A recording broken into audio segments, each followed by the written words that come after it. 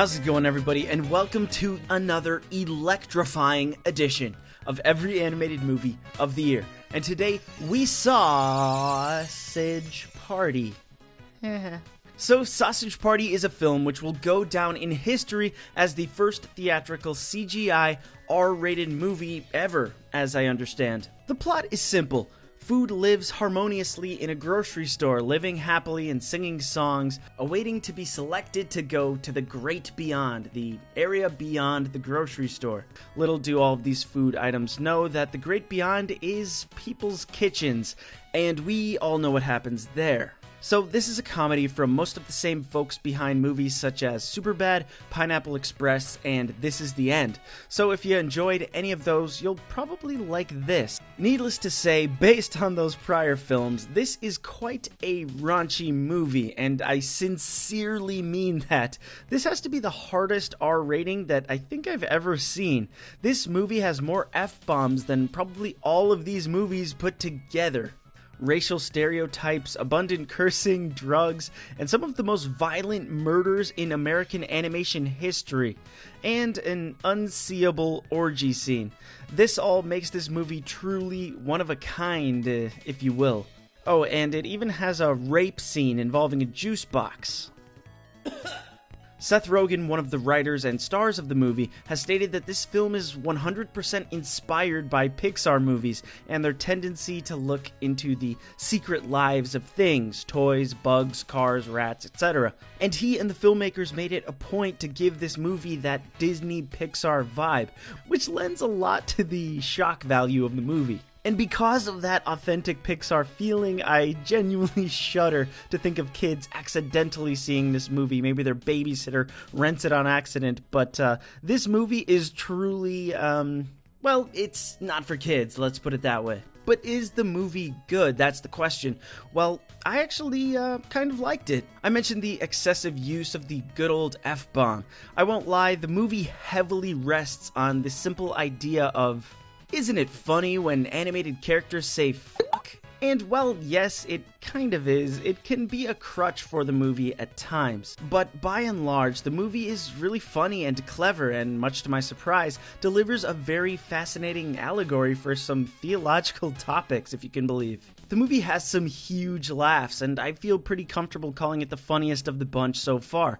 Of course, providing films such as these are up your alley. But for the first time in this series this year, I should state that I was in a theater filled with adults, and they were certainly laughing a lot at all of the jokes, as intended, I suppose. I'm happy to say that this movie isn't just filled with F-words and sex jokes. There's some really smart puns with all the foods, and the movie is relentless with these double entendres, which are fun because we all know foods, we all know grocery stores, so they're very appreciated, like a jar of sauerkraut dressed as Hitler shouting about killing the juice. That's juice, not Jews. Yeah, you get the joke. But most importantly, the movie is just structured well. I worried that it would be nothing but dick jokes and weed humor, but it's actually got a stronger story with better payoffs and overall messages than many of the other films this year. It moves along really well with great pacing, and I was genuinely curious to see how the whole thing would end. Unlike many other films this year where I was frankly just kind of bored. What's more, it's got plenty of really great performances. Of course, comedians tend to excel with voice acting, and all the usual suspects from the Seth Rogen flicks have reported for duty. Michael Cera, Jonah Hill, Craig Robinson, James Franco, and plenty more. Unsurprisingly, Bill Hader was the standout for me, playing a bottle of booze known as Firewater, sort of a Native American character. Pretty much all of the scenes that Hader's character is in are gold. I don't think I've laughed that hard in movie theaters yet this year, so kudos to Bill Hader. One of my very favorites. And we mustn't forget Nick Kroll playing the villain of the film, who is a total douche. Not just, like, a jerk, but an actual douche, like the product. Sometimes even speaking about this movie out loud feels absurd. And I think that's what they were going for. So let's throw to the list where Sausage Party squeezes in, pun intended, just below Finding Dory. I expect some surprise with this placing, but here's the deal. Humor has been a big point of dissatisfaction for me throughout this series. I expected a lot from Angry Birds given its cast, I expected a lot from Pets given its cast, and still those movies failed to deliver even half the humor that Sausage Party does. But in addition, the film's plot stands on its own, it's got some excellent performances, and by George, it felt good, finally, during every animated movie of the year, to go out to the movies and laugh.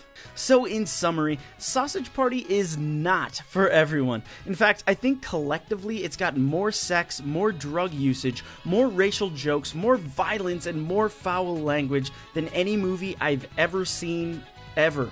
But it knows what it is, and it owns it, and it's a fun spoof on the animated genre. And I really appreciate seeing the animated medium used for something different. So that's about all I got. But just to reiterate, parents, seriously, don't bring your kids to this one. Even if you think your kids are pretty mature for their age, there are some scenes in this movie that I think even I was too young to be watching. So that's that, and I will see you guys next time on every animated movie of the year.